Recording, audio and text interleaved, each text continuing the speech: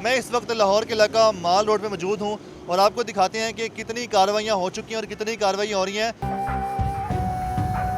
मुझे बताइएगा, traffic police जो सख्तियाँ कर रही है, जो बंदे हेलमेट नहीं पहन रहे, जो बंदे वायलेशन कर रहे हैं, सही कर रही है? बिल्कुल सही कह रही है सर। देखो हमारी सेफ्टी के लिए है, किसी के लिए नहीं, अवाम के लिए। अवाम हम अवाम है, हमारे लिए सेफ्टी है। हम जो ये करेंगे अच्छा करेंगे। आप देखें, आप मैं लेके जा रहे हैं, किस लिए कर रहे हैं? ये आप अवाम के लिए कर रहे हैं।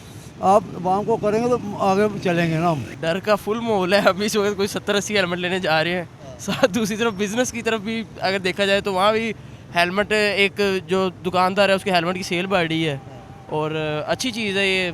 आवाम बच रही है एक्सीडेंट वगैरह कोई, तो सर्व आवाम का सेफ है इससे। आप पहले हेलमेट पहनते थे? पहले भी पहनते थे, अभी पहन रहे हैं। अब ज़्यादा सख्तियाँ हो गई ना? अब ज़्यादा सख्ती होगी, अब ज़रा लगा के रखना पड़ता है। पहले बस कभी कभी पहन लेते थे, लेकिन अब मुश्किल हो रहा है